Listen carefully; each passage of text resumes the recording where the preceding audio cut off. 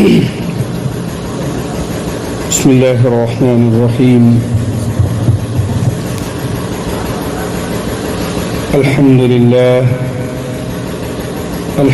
لله نحمده ونستعينه ونؤمن به ونتوكل عليه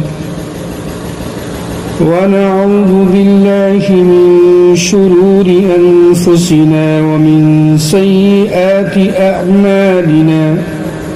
من يهده الله فلا مضل له ومن يضلله فلا هادي له. ونشهد أن لا إله إلا الله ونشهد أن محمدا عبده ورسوله صلى الله تعالى عليه وعلى آله وصحبه وسلم تسليما كثيرا أما بعد فأعوذ بالله من الشيطان الرجيم. بسم الله الرحمن الرحيم.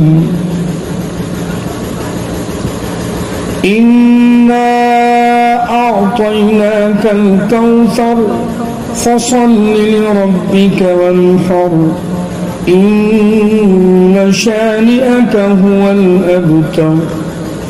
وقال النبي صلى الله عليه وسلم إنما بعثت معلما. وقال النبي صلى الله عليه وسلم إنما بعثت لأتمم مكارم الأخلاق. وقال النبي صلى الله عليه وسلم المسلم من سلم المسلمون من لسانه ويده أو كما قال عليه الصلاة والسلام. محترم بزرگوں، دوستو، عزیزو، معزز علماء کرام، دینی بھائیوں، بہت زیادہ وقت آپ کا نہیں لیا جائے گا کیونکہ وقت بہت ہو چکا ہے اور اصل پروگرام تو ہمارے طلباء کا، ہمارے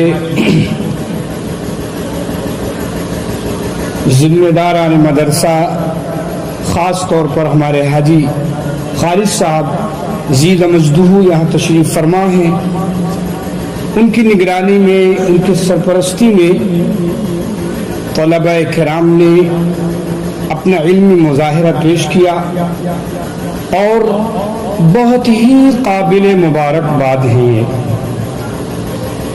اور وہ ماں باپ قابل مبارکباد ہیں جنہوں نے اپنے نونہالوں کو اللہ رب العالمین اور اس کے پیارے حبیب جناب محمد رسول اللہ صلی اللہ علیہ وسلم کی بتائی ہوئی راہ پر لگایا ہے.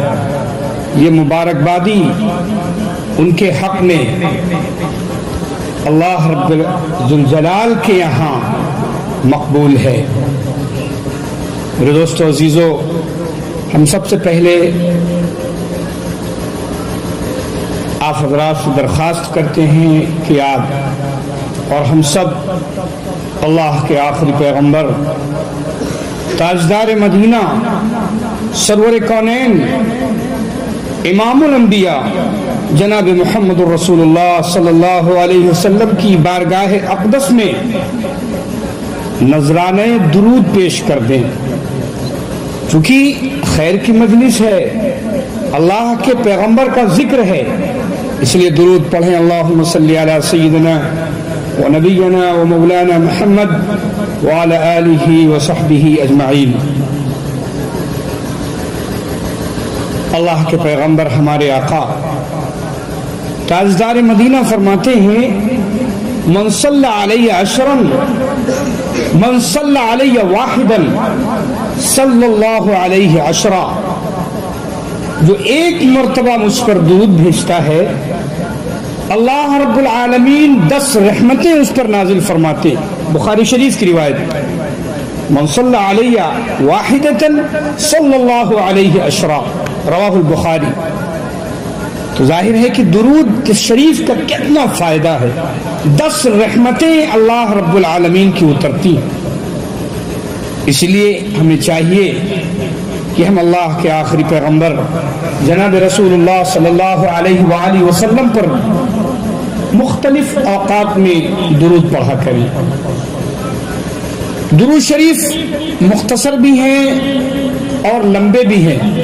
सबसे छोटा दुरूद शरीफ है सल्लल्लाहु अलैहि वसल्लम, और सबसे अफजल दुरूद शरीफ लिखा है उलमा ने कि जो दुरूद इब्राहिमी जिसको कहते हैं, आप नमाज में पढ़ते हैं अल्लाहुम्मा सल्ली अला मुहम्मद व अला आलि मुहम्मद कमा सल्लैता अला इब्राहीम व अला आलि इब्राहीम इन्नका हमीदुम मजीद, अल्लाहुम्मा बारिक अला मुहम्मद व अला आलि मुहम्मद कमा बारकता अला इब्राहीम व अला आलि इब्राहीम इन्नका हमीदुम मजीद।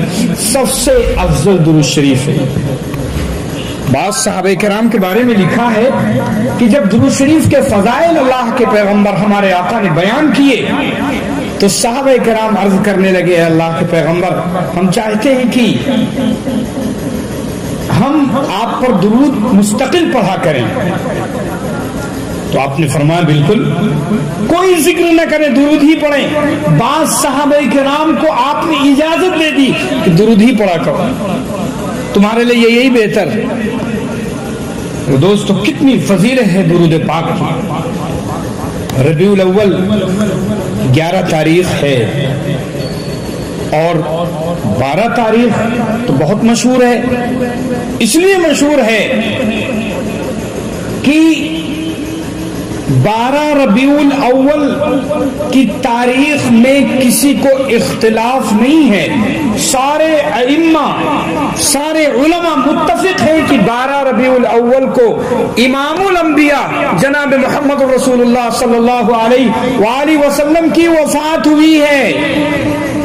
मेरे आका की वफात में किसी को इख्तिलाफ नहीं कि 12 रबीउल अव्वल को हुई, लेकिन पैदाइश में, विलादत में मुख्तलिफ अक़वाल। 8 रबीउल अव्वल, 9 रबीउल अव्वल, 12 रबीउल अव्वल, लेकिन राजिह कौल के मुताबिक अल्लामा शफीउर रहमान मुबारकपुरी ने भी लिखा, सीरतुल मुस्तफा में अल्लामा इदरीस कांधलवी रहमतुल्लाह अलैह ने भी यही तारीख, और इसी तरह सीरतुल नबी अल्लामा शिबली नौमानी ने भी यही तारीख 9 रबीउल अव्वल की तारीख लिखी, आपकी विलादत बासआदत की। 9 रबीउल अव्वल विलादत बासआदत की तारीख। ज्यादा राजे कौल यही, मशहूर रिवायत 12 रबीउल अव्वल की, लेकिन वफात में किसी का इख्तिलाफ नहीं। इसलिए ये माह मुबारक जिसको रबीउल अव्वल कहते हैं, अल्लाह ने इसको, इस माह मुबारक में बहुत सी चीजें रूनुमा हुई। जिस तरह आपकी वफात हुई इसी माह मुबारक में, एक तो वफात की निस्बत है, फिर एक विलादत की निस्बत है, और एक निस्बत और है मदनी आका ताजदार मदीना जनाब रसूलुल्लाह सल्लल्लाहु अलैहि वसल्लम से। वो निस्बत क्या है? आप मक्के मुकर्रमा से हिजरत फरमाते हैं और मदीने मुनव्वरा की तरफ चलते हैं। वो दुशंबे का दिन है जब आप अपने घर से निकलकर अबू बकर सिद्दीक रज़ी अल्लाह अन्हु के मकान पे पहुंचते हैं, ऊँटनियां लेते हैं और आप फिर गारे सौर की तरफ निकलते हैं। तो वो दुशंबे का दिन था जिस दिन आप गारे सौर से मदीने मुनव्वरा की तरफ निकलते हैं, और रबीउल अव्वल का महीना था। तो ये हिजरत की निस्बत भी आपको रबीउल अव्वल, माह रबीउल अव्वल को हासिल है। इसलिए मेरे दोस्त अजीजों, इसलिए हमारे बहुत से ईमान वाले भाई اس ربیع الاول کے مہینے میں بہت سے خوشیاں مناتے ہیں، جشن مناتے ہیں، جلوس نکالتے ہیں، اور بہت سی باتیں اور کہہ لیجئے ایسی باتیں بھی داخل کر دی جاتی ہیں جو بدعات اور رسوم میں داخل ہو جاتی۔ اللہ ہم سب کو بدعات اور رسوم سے حفاظت فرمائے۔ تو میرے دوستو عزیزو، اللہ کے پیغمبر امام الانبیاء سرور کونین کا دور ہے، آپ کی پیدائش کے 50 دن پہلے سیرت المصطفیٰ میں یہ بات لکھی ہوئی ہے۔ کئی علماء نے یہ بات لکھی 50 دن، بعض مفسرین نے 55 دن لکھے ہیں۔ 55 دن پہلے خانہ کعبہ پر ابرہہ حملہ کرتا ہے، حملہ کرنے کے ارادے سے نکلتا ہے یمن سے ہاتھیوں کا لشکر لے کر، اور اس کا ارادہ ہے کہ یہ جو مسلمانوں کا خانہ کعبہ ہے اس کو گرا دیں، تاکہ میں نے جو خانہ کعبہ یمن میں سنا میں بنایا ہے اس کا طواف کریں۔ تو ابرہہ یمن سے نکلتا ہے ہاتھیوں کا لشکر لے کر، اور مکہ مکرمہ کے قریب آتا ہے، وادی محصر میں رک جاتا ہے، اور پھر اپنا ایلچی بھیجتا ہے، قاصد بھیجتا ہے۔ اس وقت سردار ہیں خانہ کعبہ کے جناب عبد المطلب، جو دادا ہیں رسول پاک صلی اللہ علیہ وسلم کے، اس وقت سردار ہیں وہ۔ آپ کو خبر دی گئی ابرہہ خانہ کعبہ کو ڈھانے کے لیے آتا ہے، اور وہ ڈھا کر رہے گا۔ جناب عبد المطلب بہت پریشان ہوتے ہیں، اپنے لوگوں کو جمع کرتے کیا کیا جائے، لیکن موحد ہیں، اللہ کے اس گھر کی کا جو مالک تھا اس پر بھروسہ تھا ان کو، لہذا اور بڑے وجیح بھی تھے آپ کے دادا، لہذا اسی درمیان 200 اونٹ باہر چاراگاہ میں چر رہے تھے، ابرہہ نے قبضہ کر لیا۔ تو یہ چلتے ہیں کہ جب معلوم ہوتا اونٹ ابرہہ کے قبضے میں، تو چلتے ہیں اس کے پاس، اور اس کے بعد جب دیکھتا ہے ابرہہ تو بہت اپنے تخت سے نیچے اتر آتا ہے اور بڑی عزت دیتا ہے آپ کو، چونکہ حسن اللہ نے دیا تھا خواجہ عبد المطلب کو، اور اسی طرح آپ کو وہ وجاہت بھی تھی خانواد نبوت سے، چونکہ تعلق کی وجہ سے اور دادا ہونے کی حیثیت سے اللہ نے بڑی وجاہت عطا فرمائی تھی خواجہ عبد المطلب کو، لہذا وہ بیٹھ جاتا ہے تخت سے نیچے اتر کے بغل میں، اور خیریت خیر صلی اللہ کر کے کہتا ہے کس لیے آئے؟ تو خواجہ عبد المطلب کہتے ہیں کہ میں آیا ہوں اپنے اونٹ لینے کے لیے، آپ نے ان پر قبضہ کر لیا ہے، وہ میرے اونٹ ہیں۔ تو ابرہہ کہتا ہے کہ میں تو سمجھتا تھا کہ آپ اپنے خانہ کعبہ کو بچانے کے لیے آئے۔ تو خواجہ عبد المطلب کہتے ہیں واللہ ہوا بیت اللہ، وہ تو اللہ کا گھر ہے، اور اللہ اپنے گھر کی حفاظت کرنا خوب جانتا ہے، لہذا انا رب الابل، میں تو اونٹوں کا مالک ہوں، لہذا میں اونٹوں کو لینے کے لیے آیا ہوں، اللہ اور اس گھر کا کوئی اور مالک ہے جو رب العالمین ہے، وہ اپنے گھر کی حفاظت کرے گا، آپ اپنا کام کریں، مجھے آپ سے کام سے سروکار نہیں، میں آپ کی مزاحمت نہیں کر سکتا۔ لہذا خواجہ عبد المطلب یہ اونٹ لے کر چلے آتے ہیں اور اپنے لوگوں کو جمع کر کے خانہ کعبہ کے پردے کو پکڑ کر کے اور سب رو رو کے دعا کرتے ہیں۔ خواجہ عبد المطلب دعا کرتے ہیں رو رو کر، اے اللہ تیرا گھر ہے، تو اس کی حفاظت فرما، خوب دعا کرتے ہیں، اللہ کو راضی کر لیتے ہیں۔ اس کے بعد پہاڑوں پہ نکلتے ہیں اور لوگوں سے کہتے ہیں کہ چلو دیکھو نظارہ کیا اللہ کرنے والا ہے، اپنے گھر کی حفاظت کس طرح کرتا ہے۔ ابرہہ چلتا ہے، جب ہاتھی کو وہاں سے اس کا ارادہ تھا کہ ہاتھی کے پیروں میں زنجیریں باندھ کے اور خانہ کعبہ میں باندھ کر کے ڈھیر کر دیں گے، نعوذ باللہ ثم نعوذ باللہ، لہذا ارادہ کرتا ہے کہ وہ خانہ کعبہ کو ڈھا دیں، لیکن نہیں، اتنی ہی یہ سب دیکھ رہے ہیں نظارہ اتنی دیر میں کہ یہ پہاڑوں کے طرف سے ایک جھنڈ ابابیل، یہ پرندہ ہے، کبوتر سے تھوڑا چھوٹے پرندے تھے جو کبھی دیکھے نہیں گئے تھے، ابابیلوں کا لشکر آتا ہے اور اس کے بعد اتنا جھنڈ ہوتا ہے ابابیلوں کے جو لشکر ہے وہ چڑیوں کے چونچ میں ایک کنکر ہے، پتھر ہے، اور ایک ایک پنجوں میں پتھر ہے، ایک چڑیا کے پاس ایک وہ لشکر جو چڑیوں کا ہے، ایک چڑیا کے پاس 3 پتھر ہوتے ہیں۔ اللہ نے قرآن کریم میں اس نقشے کو کھینچا ہے، الم تر کیف فعل ربک باصحاب الفیل الم یجعل کیدہم فی تضلیل وارسل علیہم طیرا ابابیل ترمیہم بحجارۃ من سجیل فجعلہم کعصف مأکول، کہ وہ پرندے آتے ہیں اور اس کے بعد کنکر چھوڑنا شروع کر دیتے۔ مفسرین نے لکھا ہے کنکر میں اللہ نے وہ کنکر جو آسمانی کنکر تھا، پتھر تھا، جس کو ہجارہ کہا ہے، وہ اتنا پوائزن تھا، اس کے اندر اتنا زہر تھا کہ جس ہاتھی والے کے اوپر پڑتا ہے اس کو چیرتا ہوا، وہ ہاتھی کو چیر کیا ہوا زمین میں دھس جاتا، اتنا اللہ نے اس میں اثر رکھا تھا، بھسم ہو جاتے۔ اللہ نے اس کو بتایا کعصف مأکول، وہ کھائے ہوئے بھوسے کی طرح ہو جاتا۔ یہ واقعہ جب پیش آیا، ابرہا کے ایک پتھر لگا، اور وہ پتھر کی خاصیت ایک اور تھی، لکھا ہے علماء نے کہ وہ پتھر میں ایک تو یہ کیفیت تھی کہ ریوالور کو گولی اور میزائل اس کے مقابلے کی کوئی حیثیت نہیں رکھتے تھے، لہذا لکھا ہے کہ وہ پتھر جس کے جسم پر پڑتا تو اس کے اندر فوراً دانے نکل آتے، اور ایک بیماری، وہ گوشت گلنے لگتا تھا، یہ بیماری فوراً اس کے لگ جاتی، اس پتھر میں یہ اثر تھا۔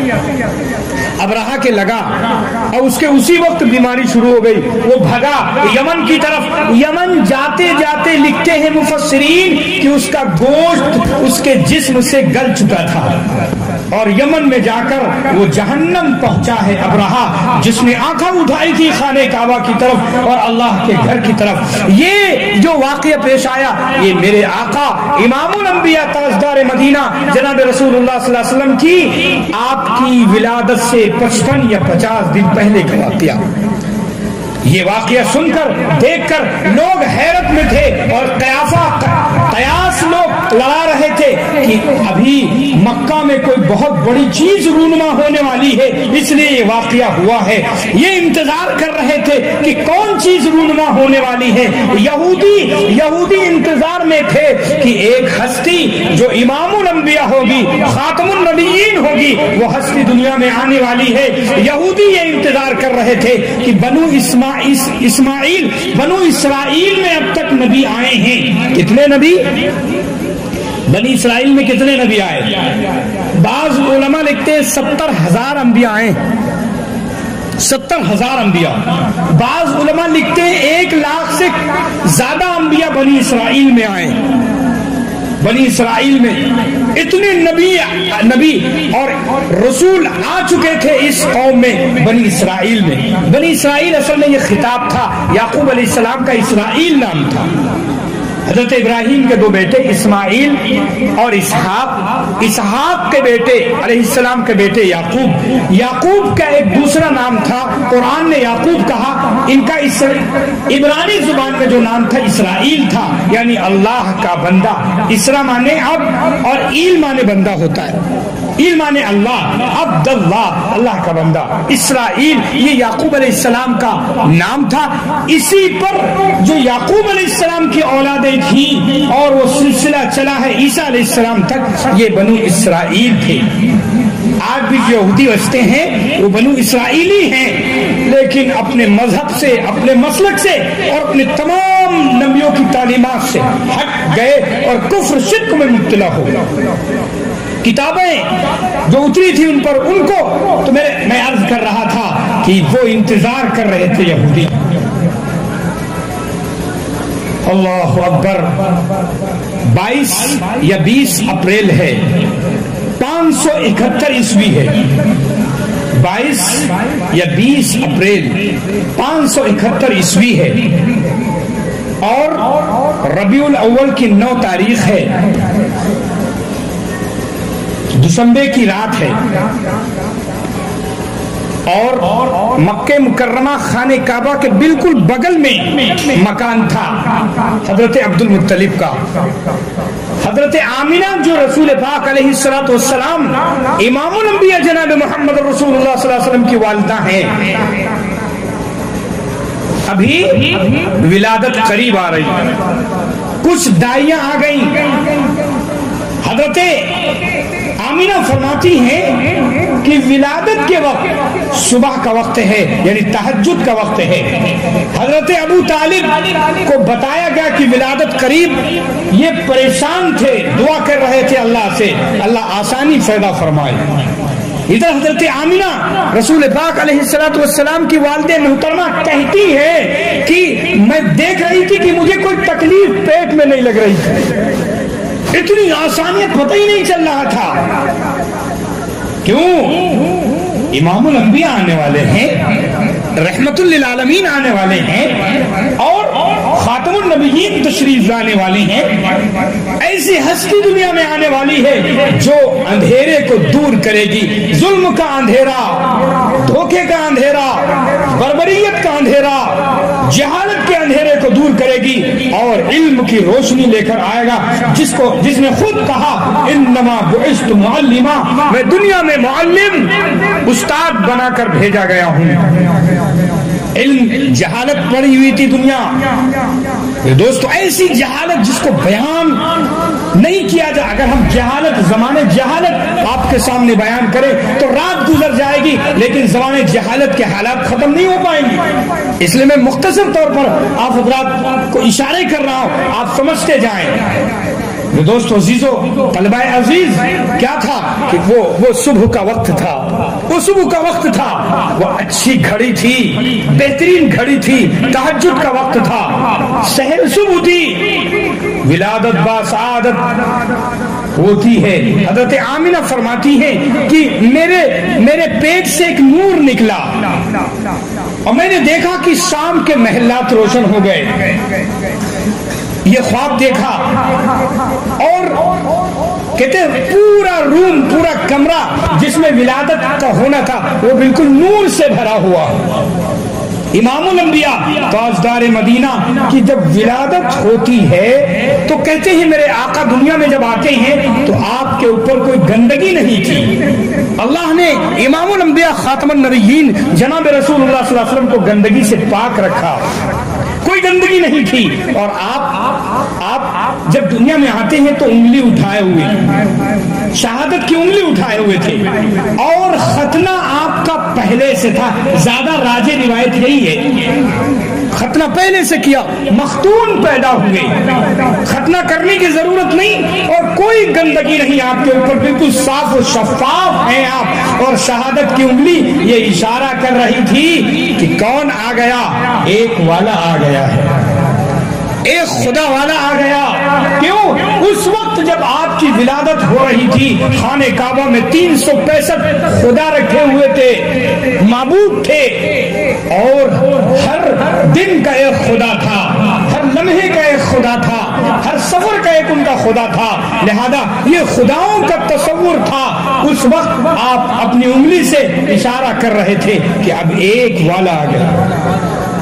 सुबह सादिक आप तशरीफ लाते हैं और अजीब रौनक है घर में और आप हंसते हुए दुनिया में आते हैं।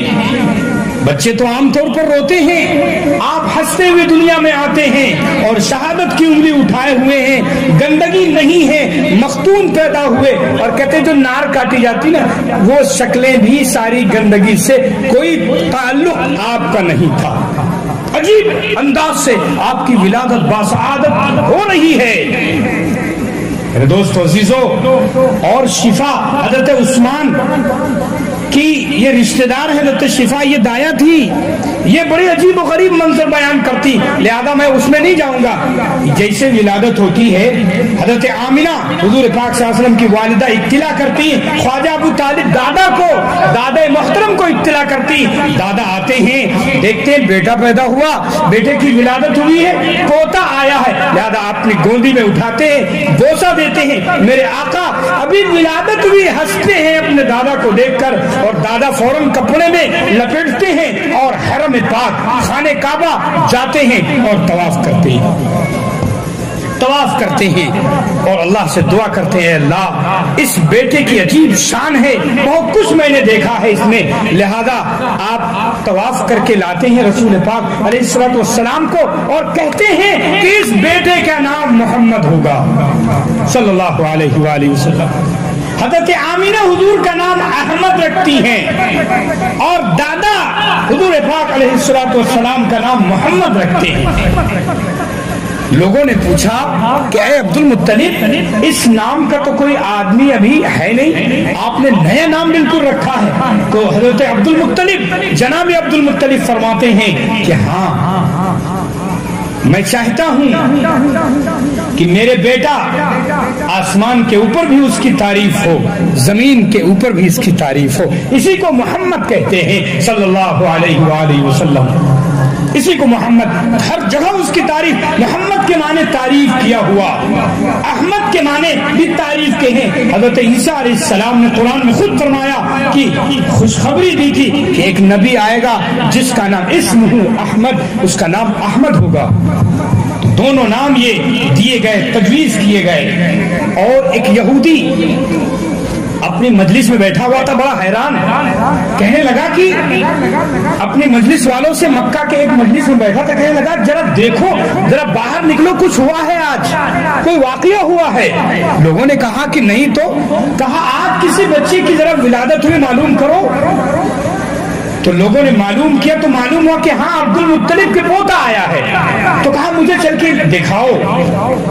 جب وہ یہودی آیا اور رسول پاک صلی اللہ علیہ وسلم کا دیدار کیا، اس نے بے ہوش ہو گیا، بے ہوش ہو گیا وہ یہودی جب ہوش میں آیا تو کہنے لگا کہ واللہ واللہ واللہ، میں قسم کھاتا ہوں کہ نبوت بنی اسرائیل سے نکل کر بنو اسماعیل میں آ گئی، یہ بچہ اللہ کا آخری نبی ہوگا۔ میں اس لیے پریشان تھا کہ میری کتاب میں لکھا ہوا تھا آج کی تاریخ میں، آج کے دن میں آخری نبی امام الانبیاء دنیا میں جلوہ افروز ہوں گے، اور آج میں نے دیکھا اور ان کے شانوں کے درمیان مہر نبوت ہوگی۔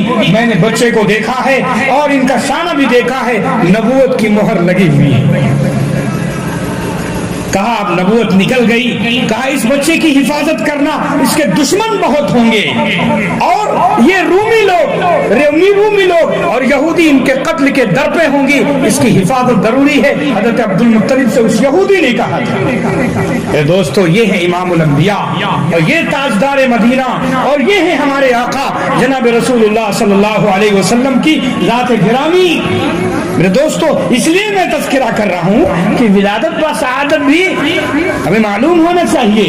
اور پھر آگے 7ویں دن میرے آقا کا عقیقہ ہوا۔ عقیقہ سنت ہے، شریعت میں عقیقہ کرنا سنت ہے، نام رکھنا، اچھا نام رکھنا 7ویں دن سنت ہے، لہذا نام بھی رکھا گیا، عقیقہ بھی ہوا۔ اور مکہ میں یہ عادت تھی کہ جو بچے ہوتے تھے وہ دیہات پرورش کے لیے بھیج دیا جائے کرتے تھے، کہ وہاں کی آب و ہوا جو تھوڑی سی شہری آب و ہوا اچھی نہیں تھی، اس لیے وہ دیہات میں نشو نما کے لیے یہ مضبوط ہوں گے، ان کی زبان اچھی ہو جائے گی، عربی فصیح زبان ہو جائے گی، اس لیے ان کو دیہات بھیج دیا کرتے تھے۔ لہذا لکھا ہے کہ بنو سعد کی ایک داعیہ، خوش نصیب داعیہ، اللہ درود و سلام بھیجے اس داعیہ حلیمہ پر جس کو وہ خوش نصیبی حاصل ہوئی، جس کو دودھ پلانے کی میرے آقا جناب رسول اللہ صلی اللہ علیہ وسلم کو یہ خوش نصیبی حاصل ہوئی۔ چند عورتوں نے میرے آقا کو دودھ پلایا، سب سے پہلے تو والدہ نے دودھ پلایا، پھر دوسرے صوبیہ نے، حضرت صوبیہ یہ باندی ہیں ابو لہب آپ کے چچا کی۔ ابو لہب چچا نے جب سنا تھا کہ ان کو بھتیجا ہوا ہے تو اس خوشی میں اسی انگلی کے اشارے سے اپنی باندی صوبیہ کو آزاد کر دیا تھا، اور انہوں نے دودھ پلایا۔ دوسری دودھ پلانے والی یہ ہیں، اور ایک حلیمہ ہیں، اور چوتھی ایک عورت اور ہیں جنہوں نے حضرت حمزہ کو بھی دودھ پلایا اور حضور کو بھی دودھ پلایا. حضرت حمزہ چچا بھی ہیں سگے اور دودھ شریک بھائی بھی ہیں رسول پاک علیہ الصلوۃ والسلام کی، اس لیے زیادہ محبت تھی. دودھ شریک بھائی بھی ہیں. میرے دوستو عزیزو، تو حضرت حلیمہ بنو سعد بن بکر یہ آتی ہیں، اور بہت سی عورتیں اور آتی ہیں مکہ مکرمہ، اور رسول پاک اور بچوں کو، اچھا وہ عورتیں ان بچوں کو لیتی تھیں دودھ پلانے کے لیے جن کے باپ زندہ ہوتے، کیونکہ ان سے ملنے تحفے تحائف ملتے تھے. تو عورتیں آتی اور رسول پاک صلی اللہ علیہ وسلم کو دیکھتی، اچھے تو لگتے تھے آپ، لیکن پوچھتی ان کے والد ہیں؟ والد تو نہیں، یتیم ہیں، لہذا چھوڑ کے آگے چلتے. اور چونکہ حضرت حلیمہ بہت غریب تھی، دبلی پتلی اونٹنی تھی ان کے پاس، اور ایک گود میں بچہ تھا حضرت مسروح یہ گود میں تھے. حضرت حلیمہ کے خود دودھ نہیں ہوتا تھا تو یہ بیچارے بھوکے رہتے تھے. اور پھر ذرا غور کریے آپ، میں بہت مختصر بات کروں گا، پھر انشاءاللہ بات ابھی دعا ہو جائے گی. تو حضرت حلیمہ کا غربت کا عالم یہ تھا کہ کھانا بھی نصیب نہیں صحیح، اور ایک کھچر تھا بہت دبلا پتلا، وہ بھی بہت کمزور، اسی سے یہ مکہ مکرمہ آئی تھی. ان کے شوہر بھی ساتھ میں تھے، حضرت حارث بن عبد العزا یہ شوہر تھے، تو یہ بھی ساتھ میں تھے اور بچہ بھی ساتھ میں تھا. کسی طرح وہ عورتیں اچھی اونٹنیوں سے جلدی چلی آئی تھی مکہ میں، اور سارے ان بچوں کو لے لیا تھا، گود لیا تھا جن کے باپ موجود تھے. اور جب حلیمہ پہنچی ہیں تو ان کو کوئی نہیں ملا، کوئی بچہ ہی نہیں ملا سوائے محمد رسول اللہ صلی اللہ علیہ وآلہ وسلم کے. وہ خوش نصیب ہیں حلیمہ، مبارک ہو دائی حلیمہ کو، یہ اللہ ہی کو ان کے دامن میں یہ برکتیں ڈالنی تھی، وہ سعادت ان کو دینی تھی. لہذا حضرت حلیمہ بھی دیکھ کے آگے بڑھ گئی کہ یہ تو یتیم ہے، ان سے کچھ ملنے کی امید بھی نہیں ہے، لہذا آگے دیکھیں کوئی بچہ بھی نہیں. تو شوہر سے مشورہ کرتی ہیں کہ چلو ہو نہ ہو یہی بچہ لے لو.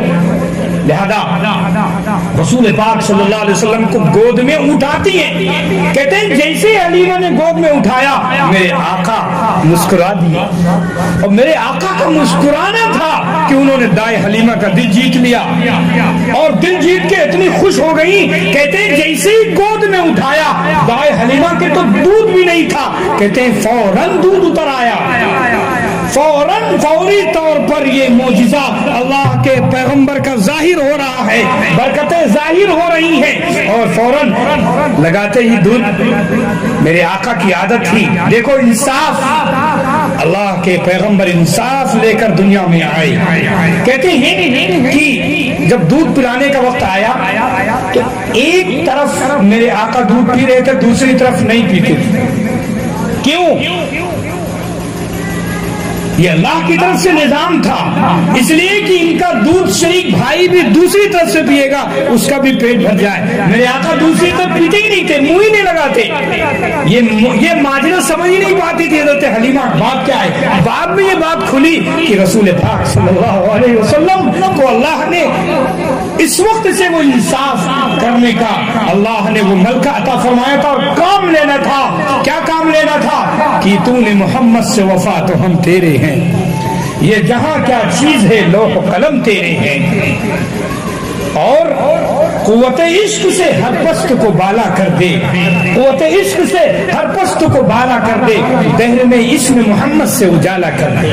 یہ تھے اللہ کے پیغمبر کہ انصاف لے کر دنیا میں آئے. آپ ایک طرف دودھ پیتے تھے اور ایک طرف اپنے بھائی کے لیے چھوڑ دیتے تھے. لہذا کہتی ایک تو دودھ ان کے اتر آیا فوراً، یہ سمجھ نہ پائی ماجرا کیا ہے. پھر جب چلنے لگی، ان کی عورتیں بہت پہلے نکل چکی تھی بچوں کو لے کر، بنو سعد کی عورتیں، یہ بیچاری پیچھے رہ گئی تھی. کھچر پر بیٹھتی ہیں تو اتنی تیزی میں وہ بیچارہ دبلا پتلا کھچر، اور کیسے آیا ہے وہ تو ہی جانتی ہیں. کہتے جیسے ہی بیٹھی اتنی تیزی سے وہ اٹھا کہ کوئی پوچھئے مت. کہتے ہیں کہ یہ کھچر پر پیچھے بیٹھے اور شوہر آگے بیٹھے تو کھچر اٹھ نہیں رہا تھا. کھچر، بعض لوگوں نے گدھا جو کہا ہے اسی کو کھچر بیان کیا ہے، کہتے اٹھ نہیں رہا۔ اب یہ ماجرا کیا سمجھ میں نہیں۔ میرے جب ان کے شوہر نے کہا بات کچھ ایسی لگ رہی ہے، چلو تم آگے بیٹھو ان کو لے کر، میں پیچھے، تو جب یہ آگے بیٹھا اللہ رسول پاک صلی اللہ علیہ وسلم کو تو کھچر اٹھ گیا۔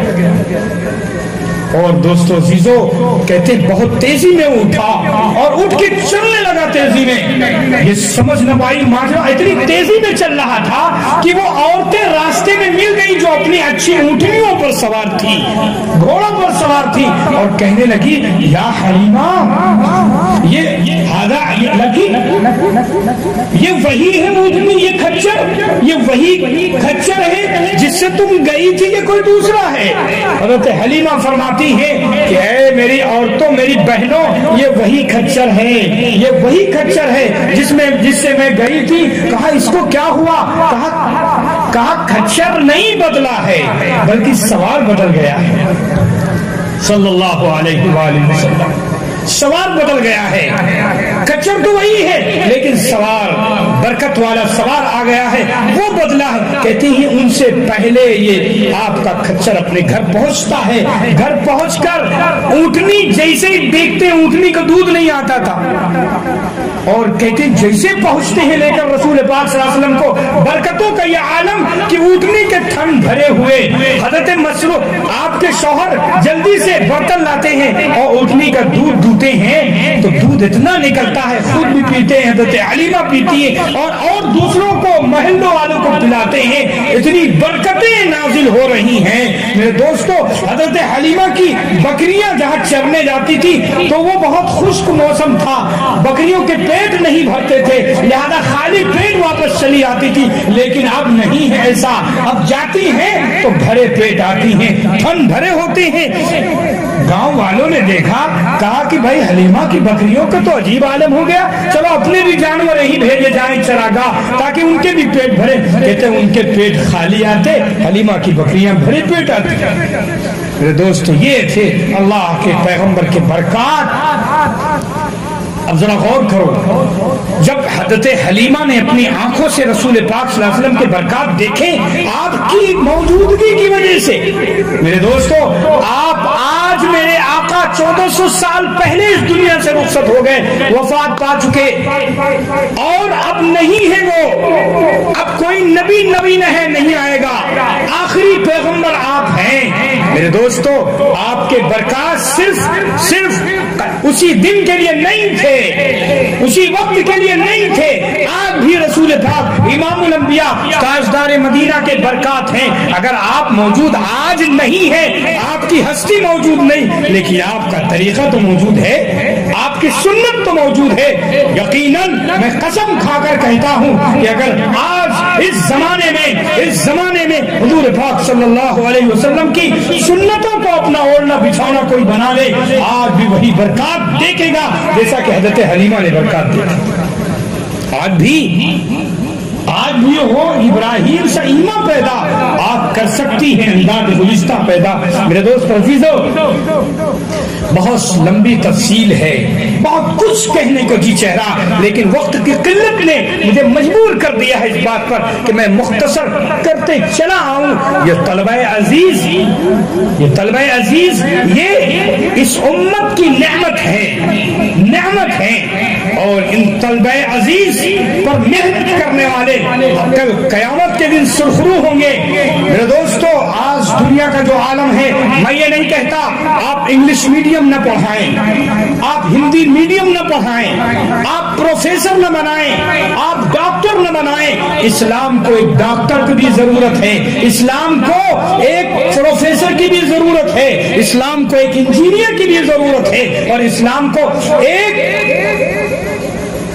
محرک کی بھی ضرورت ہے، ایک منشی کی بھی ضرورت ہے، ایک کاتب کی بھی ضرورت ہے۔ اسلام کو بہت چیزوں کی ضرورت ہے، لیکن اسلام کو سب سے پہلے ایک دیندار کی ضرورت ہے۔ وہ انجینئر ہے اگر دیندار ہے تو سبحان اللہ، وہ پروفیسر ہے اگر دیندار ہے تو سبحان اللہ، اور اگر وہ ڈاکٹر ہے دیندار ہے تو سبحان اللہ۔ یاد رکھو صرف ڈاکٹر بن جانا، صرف انجینئر بن جانا، جیسا کہ یہود و نصارہ کی سازشیں ہیں، یورپ کی تہذیب ہے، مغربی تہذیب تہذیب نے کیا کیا؟ بالکل پڑھائی تعلیم ایجوکیشن تو دے رہی ہے لیکن دین کے ساتھ نہیں، اللہ کے ڈر کے ساتھ نہیں، اللہ کے نام کے ساتھ نہیں ہے۔ لہذا ہمارے شیخ حضرت مولانا عبداللہ حسنی صاحب رحمۃ اللہ علیہ فرمایا کرتے تھے جو علم اللہ کے نام سے نہ شروع ہو وہ علم نہیں۔ علم تو اللہ کے نام سے شروع ہوتا ہے، ایجوکیشن تو اللہ کے نام سے شروع ہوتی۔ لہذا میرے دوستو، تو میں یہ نہیں کہتا کہ آپ نہ پڑھائیں، کہیں پڑھائیں، ضروری تعلیم ضروری ہے، لیکن اس سے پہلے دین کی تعلیم۔ اسلام کو ایک ڈاکٹرنی کی بھی ضرورت ہے، اسلام کو ایک طالبہ کی، بہترین اسٹوڈنٹ کی، عورت کی، ایک ڈاکٹرنی کی، ایک دایا کی، ایک نرس کی، اسلام کو سب کی ضرورت ہے، لیکن اس سے پہلے ایک بہترین ماں کی ضرورت ہے۔ حضرت مولانا تقی عثمانی زید مجدہ ایک دن یہی فرماتے تھے، مجلس بیٹھی ہوئی تھی، علماء کہنے لگے کہ دیکھو اسلام کو ساری چیزوں کی ضرورت ہے، ایجوکیشن اول نمبر پر ہے، لیکن ایجوکیشن میں ہم اپنے مالک کو نہیں، دین پہلے رکھیں گے، بعد میں دنیا ہوگی، دین آگے ہوگا، بعد میں دنیا ہوگی۔ ہمیں سب کی ضرورت ہے، لیکن سب سے پہلے ایک بہترین دیندار ماں کی ضرورت ہے، ایک بہترین دیندار بہن کی ضرورت ہے، ایک بہترین دیندار بیوی کی ضرورت ہے۔ پہلے دیندار بیوی ہوگی، پھر ڈاکٹر ہوگی، پہلے دیندار ماں ہوگی، پھر وہ پروفیسر ہوگی، پہلے دیندار بیٹی ہوگی، پھر وہ ڈاکٹر نہیں ہوگی۔ یاد رکھو تعلیم منع نہیں ہے، لیکن دین کے ساتھ، اللہ کے ڈر کے ساتھ، پردے کے ساتھ ضروری ہے تعلیم۔ میں مبارکباد دیتا ہوں اپنے حاجی صاحب کو، ان کے قربانیوں کو، اور ان کے ساتھ جو پورا عملہ محنت کر رہا ہے اس دینی مدارس کے لیے، مکاتب کے لیے۔ یاد رکھو، میں کچھ باتیں آپ جانتے ہیں، دارالعلوم دیوبند 1866 میں اس وقت قائم ہوا جب انگریز یہاں ہمیشہ رہنے کے لیے آئے تھے۔ ہمارے علماء دیوبند نے وہ اللہ سے دعا کی، راتوں کو جگتے تھے اور اللہ سے مانگتے تھے، اے اللہ ہماری نسلوں کو بچا، ہمارے اس ملک کو بچا، یہ تو اس کو تباہ کرنے کے لیے آئے ہیں۔ اللہ نے ان کی دعاؤں کی لاج رکھی، ان کے رونے کو قبول فرما لیا، اور وہ زمانہ آیا کہ دارالعلوم دیوبند قائم ہوا، چھاونی بنائی گئی، اور پھر اس دارالعلوم کے ذریعے سے، یہاں کے علماء کے ذریعے سے ہندوستان کو آزادی ملی ہے۔ شاہ رفیع الدین صاحب نور اللہ مرقدہ، یہ دارالعلوم دیوبند کے دوسرے محتمیم ہیں، پورے عالم نہیں تھے، یہ شاہ عبد الغنی صاحب رحمت اللہ علیہ کے خلیفہ تھے، تو ان کے بارے میں لکھا، لیکن بزرگی میں یہ حضرت مولانا رشید احمد گنگوہی رحمت اللہ علیہ کے پائے کے تھے اتنی۔ تو حضرت مولانا قاسم نانوتوی رحمت اللہ علیہ ان کو بلایا، کہا آپ کو اہتمام سنبھالنا ہے۔ کہنے لگے حضرت میں تو لکھنا پڑھنا ہی نہیں جانتا۔ حضرت نے کہا مولانا قاسم نانوتوی فرماتے ہیں کہ رفیع الدین یہ اللہ کی طرف سے الہام ہے، اب اس کو قبول کرنا پڑے گا۔ قبول کر لیا۔ وہ ایسے پائے کے تھے، کہتے ہیں کہ ایک دن خواب دیکھا حضرت شاہ رفیع الدین رحمت اللہ علیہ نے، یہ دارالعلوم دیوبند کے دوسرے محتمیم ہیں۔ میں یہ بتانا چاہتا ہوں کہ یہ جو مدرسے ہیں جس کی چار دیواری میں آپ بیٹھے ہوئے، یہ دین کے قلعے ہیں، یہ منشائے رسول کے مطابق ہے۔ اللہ کے رسول کی دعائیں ان مدارس سے جڑی ہوئی ہیں اور ان کے ذمہ داروں سے جڑی ہوئی ہیں، یہ ختم نہیں ہو سکتے۔ میرے آقا میرے اللہ کا نظام ہے، لہذا اسے ختم نہیں کیا جا سکتا۔ ہم جڑنا پڑے گا ان مدارس سے، اپنے بچوں کو یہاں سے فارغ یہاں پڑھانا پڑے گا، اگر دین باقی چاہتے، دین کی بقا چاہتے۔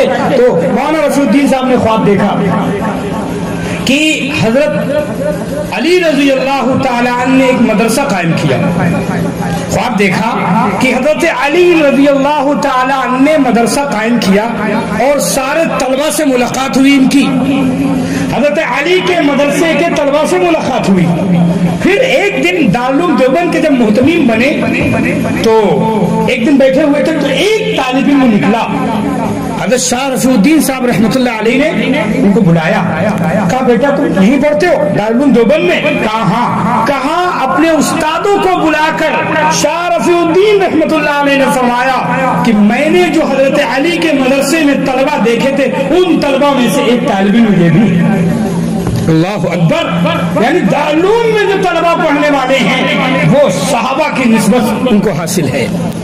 یہ پھر ایک دن کا واقعہ ہے کہ حضرت مولانا شاہ رفیع الدین صاحب اہتمام سے نکلے اور اس وقت 60-70 بچے کھانے والے تھے دارالقامہ میں، تو شاہ صاحب نکلے تو ایک بچہ دال لے کر آیا، چونکہ محتمین بھی تھے، دال لے کر آیا اور بڑا غصے میں تھا وہ طالب علم، اور وہ دال حضرت کے سامنے پٹک دی، پھینک دی اور کہنے لگا آپ محتمین ہیں یہاں کے، آپ ایسی پانی والی دال کھلاتے ہیں، آپ ایسا کچھ اچھا نہیں کھلا سکتے ہو؟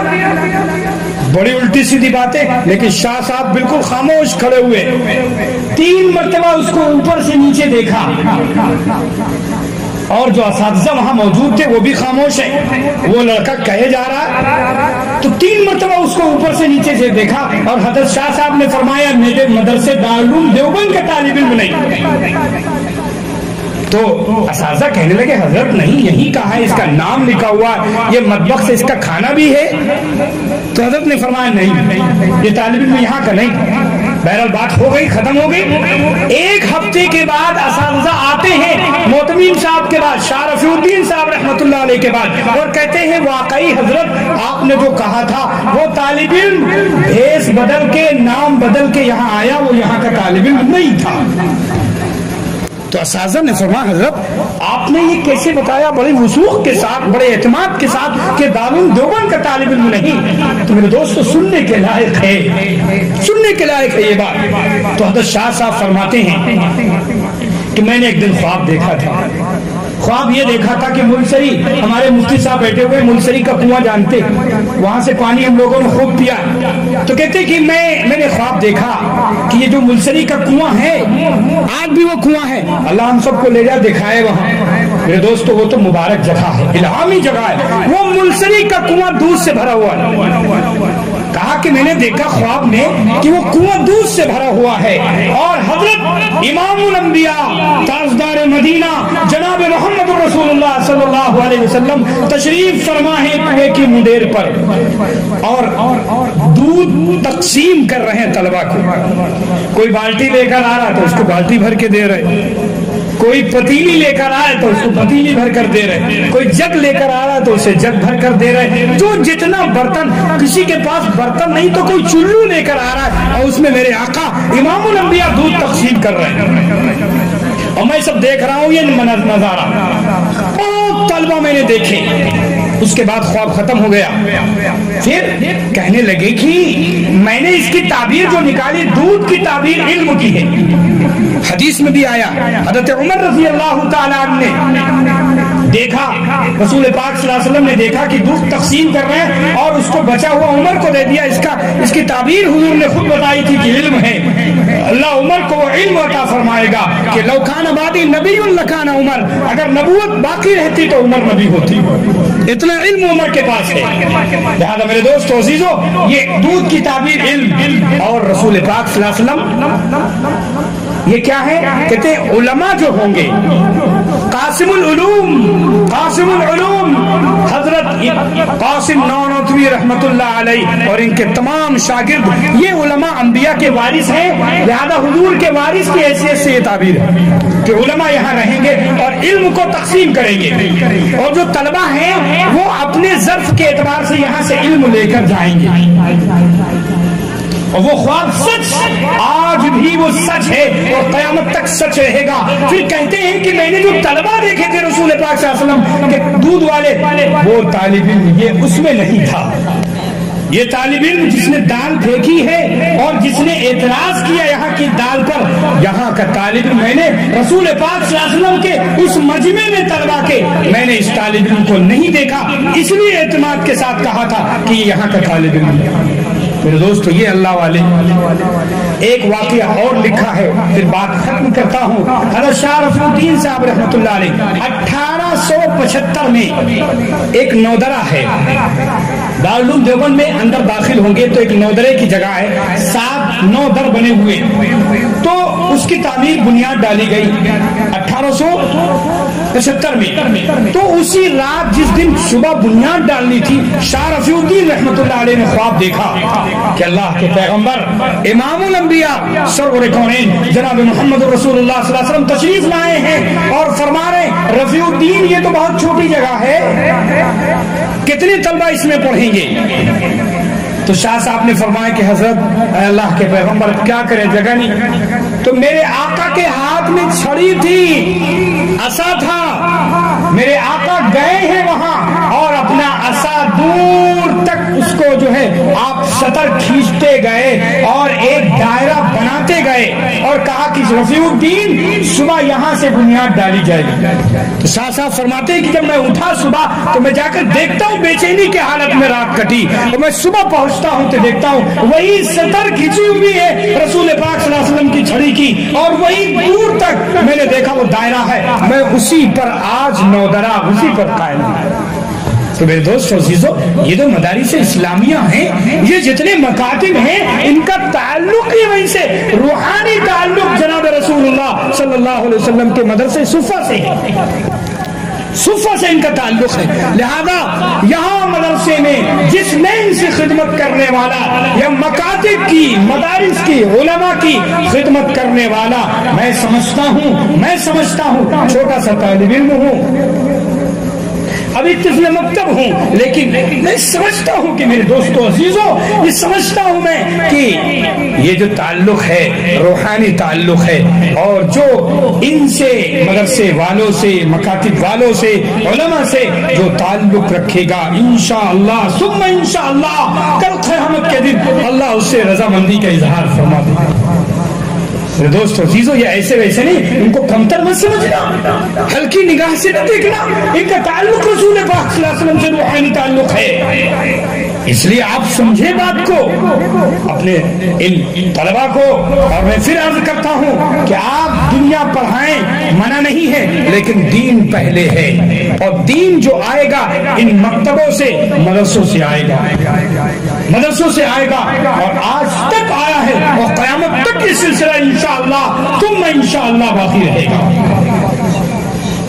کہتے ہیں جب قیامت سے پہلے قرآن کے حروف اٹھا لیے جائیں گے، کاغذ آپ دیکھیں گے لیکن حروف نہیں ہوں گے. کیوں؟ اللہ کا کلام ہے. اس لیے دین رسول پاک صلی اللہ علیہ وسلم سے پوچھا گیا کہ اے اللہ کے پیغمبر یہ علم کیسے اٹھایا جائے گا قیامت سے پہلے؟ صحابہ نے عرض کیا علماء کے سینوں سے کھینچ کر اٹھا لیا جائے گا؟ آقا نے فرمایا نہیں، سینوں سے علم نہیں نکالا جائے گا، بلکہ علماء ہی کو اللہ اٹھا لے گا. علماء اٹھتے جائیں گے، علم اٹھتا جائے گا، اور ایک وقت آئے گا ایسا کہ ایک بستی میں ایک مسئلہ بتانے والا کوئی عالم نہ رہے گا. لوگ دوڑے جائیں گے مسئلہ پوچھنے کے لیے، کوئی نہیں ملے گا، تو جاہلوں سے مسئلہ پوچھیں گے. اور پھر فرمایا حدیث پاک میں مشکات کی روایت متفق علیہ روایت ہے بخاری اور مسلم کی، میرے آقا نے فرمایا اضلوا فاضلوا، یہ جو جہلا مسئلہ بتائیں گے یہ خود گمراہ ہوں گے اور لوگوں کو بھی گمراہ کریں گے. ایک زمانہ ایسا ہے آپ کو ڈھونڈے زکات لے کے ٹہلیں گے کہ کوئی زکات لے لے، کوئی زکات لینے والا نہ رہے گا. ایک زمانہ ایسا آنے والا، اللہ ہم سب کی حفاظت فرمائے، اللہ ہم سب کا ایمان پر خاتمہ فرمائے. اس لیے میرے دوستو عزیزو یہ مدارس اسلامیہ، یہ مکاتب دینیہ اصل روحانی تعلق رسول پاک صلی اللہ علیہ وسلم کی ذات گرامی سے ہے. اس لیے ہمیں چاہیے کہ ہم ان علماء اپنے اکابر کے اسی نقش قدم پر جو ان کا مقصد تھا، جو ان کا مشن تھا، میرے دوستو عزیزو مکاتب کا جال بچھایا گیا. پہلے سب سے اللہ نے ان علماء دیوبند سے کیا کام لیا؟ حضرت مولانا الیاس رحمت اللہ علیہ کون تھے؟ کاندھلا کے، یہ طالب علم تھے دارالعلوم دیوبند کے.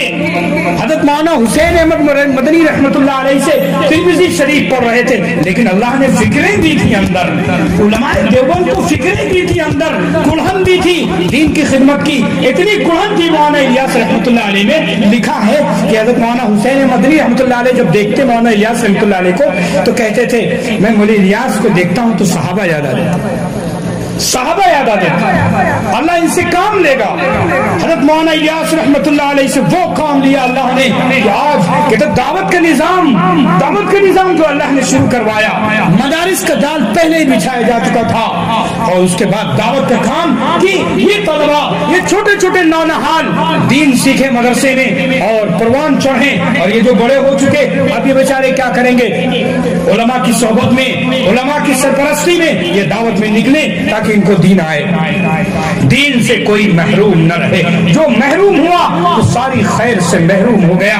اس لیے میرے دوستو عزیزو، یہ ربیع الاول کا مہینہ اور یہ تاریخیں ہمیں ایک سبق دیتی ہیں اللہ کے پیغمبر کی سنت کی۔ میرے آقا جو دین لے کر آئے، جو طریقہ لے کر آئے، جو سیرت لے کر آئے، وہ سیرت ہمارے لیے نمونہ، اللہ نے خود فرمایا کہ نبی کی سیرت تمہارے لیے نمونہ ہے، اس نمونے کو اپنی زندگی میں لاؤ۔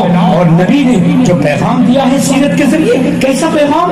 میرے آقا آپ جانتے ہیں رسول پاک صلی اللہ علیہ وسلم بازار گئے، آپ نے ایک جو کے ڈھیر میں، ایک صاحب بیچ رہے تھے جو یا گیہوں، اس میں ڈھیر میں ہاتھ ڈالا، میں نے دیکھا گیہوں تر ہے، تو آقا نے فرمایا صحابی سے یہ کیا ہے؟ تو انہوں نے فرمایا بارش ہوئی تھی اللہ کے پیغمبر، میں نے جو گیہوں بھیگ گیا تو اسے نیچے کر دیا اور سوکھا اوپر کر دیا تاکہ جلدی بکے۔ میرے آقا نے فرمایا نہیں، من غشا فلیس منا، جو دھوکہ دے وہ ہماری جماعت سے نہیں۔ میرے آقا نے تو وہ تعلیم دی، دھوکہ نہیں سکھلایا، آپ نے منع فرمایا دھوکہ نہیں ہے، صاف صاف جو مال دو، جو پیسہ لو وہی مال دو، کسی کو دھوکہ نہ دو، کسی سے فریب نہ کرو، یہ میرے آقا کا فرمان ہے۔ آپ نے فرمایا وعدہ کرو تو پورا کرو، پورا کرو، کہیں وعدے میں کوتاہی نہ ہونی چاہیے، کسی کو تکلیف نہ دو۔ آپ نے فرمایا امادۃ الاذی عن الطریق، میرے آقا نے فرمایا، رسول پاک صلی اللہ علیہ وسلم نے فرمایا راستے سے تکلیف دینے والی چیز کو ہٹا دو۔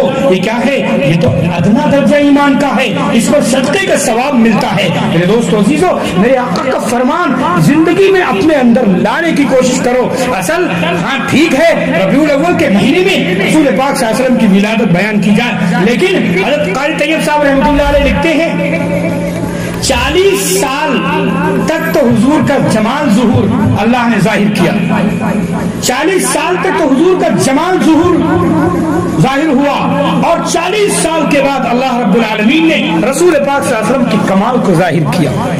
تو جمال کی بھی ضرورت ہے ہمیں اور کمال کی بھی ضرورت ہے۔ کمال میں عمل کرنا پڑے گا، جمال میں تو صرف بیان ہے، لیکن کمال میں کام کرنا پڑے گا، اور اصل کام سے ہے۔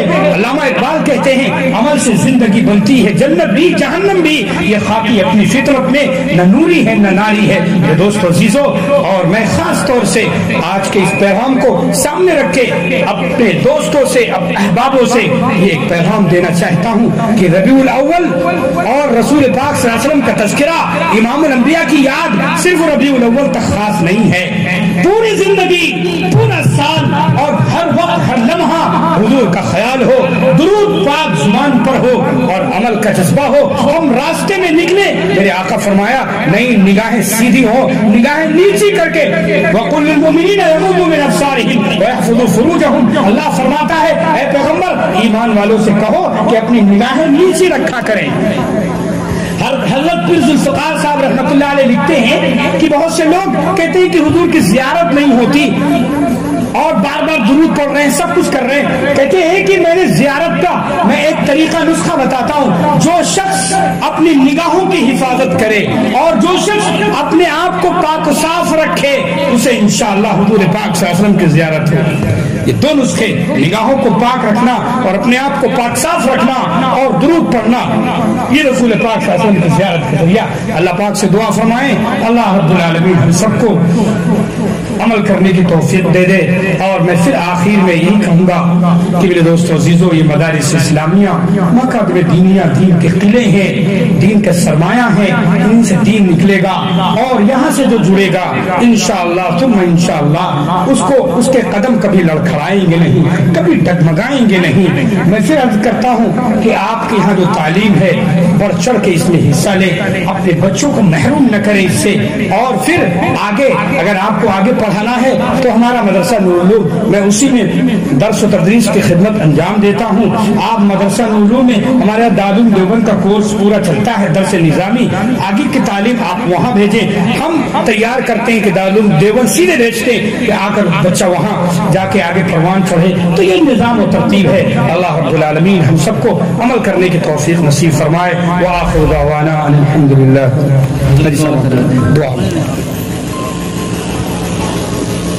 دعا فرمائے الحمدللہ رب العالمین۔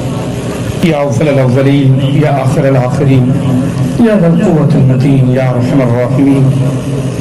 اللہم صلی وسلم علی سیدنا و نبینا و مولانا محمد وعلی آلہ و صحبہ اجمعین۔ اے میرے مالک، میرے آقا، ہمارے گناہوں کو معاف فرما، یا اللہ ہماری خطاؤں کو معاف فرما، یا اللہ ہماری لغزشوں کو درگزر فرما۔ اے میرے مالک، میرے آقا، جو کہا سنا کے عمل کی توفیق نصیب فرما دے۔ اے اللہ جو کہا سنا کے عمل کی توفیق نصیب فرما دے۔ اے اللہ ان نونہالوں کو علم کی، عمل کی ترقی عطا فرما دے۔ یا اللہ اس جامعہ کو، مدرسے کو دن دونی رات چوگنی ترقی عطا فرما۔ اے اللہ تمام مدارس اسلامیہ کی حفاظت فرما۔ اے الہ العالمین، بے شک بہت گناہ ہیں، بڑی خطائیں ہیں، اے اللہ تیری کریمی، تیری رحیمی ان سے بھی آگے ہے۔ اے اللہ آپ تو غفور الرحیم ہیں۔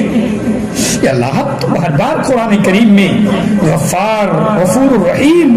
اے اللہ کوئی آدمی معاف کر دے، ٹھیک ہے معاف کر دیا، لیکن رحم نہیں کرتا، لیکن آپ کی صفت الرحیم کی بھی ہے۔ اے اللہ میرے مالک، میرے آقا، ہم سب کے حال پر رحم فرما۔ اے اللہ ہم سب کے حال پر رحم فرما، تو ہمارے حال کو جانتا ہے۔ اے کیسی کیسی مصیبتیں ہم پر، یا اللہ ہمارے بدعملی کی وجہ سے آ رہی ہے۔ اے اللہ پوری امت آج پریشان ہے۔ پیارے حبیب نے اپنی امت جو چھوڑی تھی وہ بہت پاکیزہ تھی، تیری مددیں ان کے ساتھ تھی، یا اللہ تیری رحمتیں ان کے ساتھ تھی۔ بہت مبارک اور پاک منزہ امت چھوڑی تھی، صحابہ کی جماعت۔ اے اللہ اس کے بعد جو شر و فتنے ہوئے، اے اللہ فساد آئے، اے اللہ ہماری کرتوتوں کی وجہ سے تیری ناراضگی ہوئی۔ اے اللہ آج ان طلبہ کے صدقے میں، یا اللہ ان بچوں کے صدقے میں ہم تجھ سے، یا اللہ آج ہم معافی چاہتے ہیں اپنے گناہوں کے، ہم سب کی مغفرت فرما، پوری امت کی مغفرت فرما۔ اے اللہ پورے عالم اسلام کی مغفرت فرما دے۔ اے اللہ آپ تو کریم ہیں۔ اے اللہ آپ کے حبیب نے خود فرمایا کہ بچے، اے اللہ ماں اپنے بچے پر، دودھ پیتے بچے پر جتنا زیادہ رحم کرتی ہے، آپ کئی زیادہ اس سے اپنے بندوں پر رحم فرماتے ہیں۔ اے اللہ آج ہم تیری رحمت کی امید پر، اے اللہ ان طلبہ کے صدقے میں، قرآن و حدیث کی خدمت کے صدقے میں تجھ سے، اے اللہ پوری امت پر رحم کی بھیک مانگتے ہیں۔ اے اللہ ہماری حفاظت فرما۔ اے اللہ حرمین شریفین کی، بیت المقدس کی، اے اللہ اس ملک میں ہمارے مال و جان کی، عزت و آبرو کی، ایمان و اسلام کی، مساجد کی، مراکز کی، مدارس کی، مکاتب کی، اے اللہ دینی خانقاہوں کی، علماء کی، قرآن و حدیث کی حفاظت فرما۔ اے اللہ ہمارے کاروبار کی حفاظت فرما، مال اولاد کی حفاظت فرما۔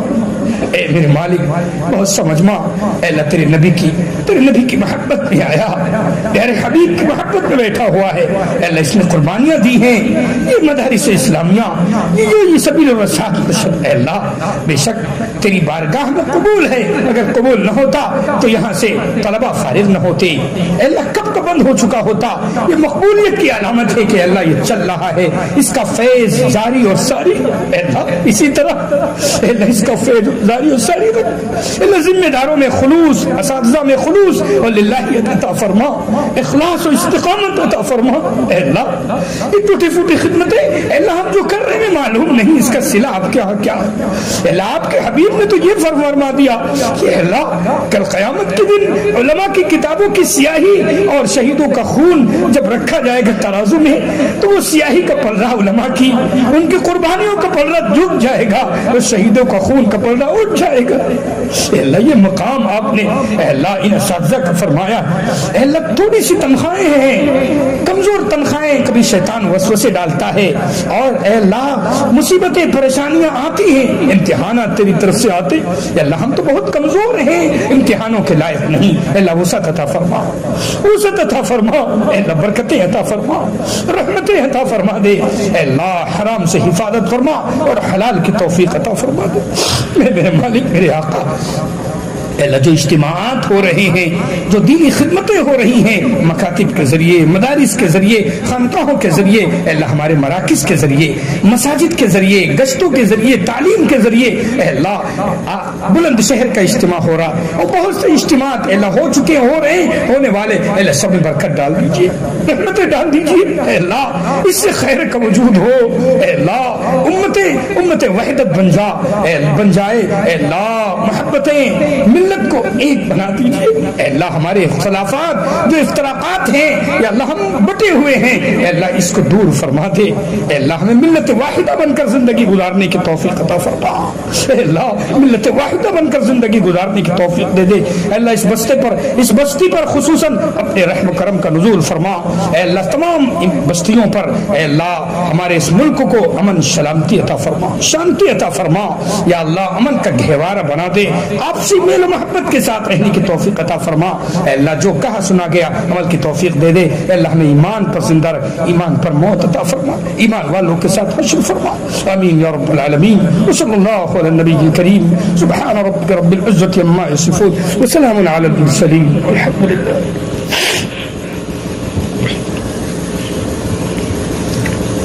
رسالة الطلبة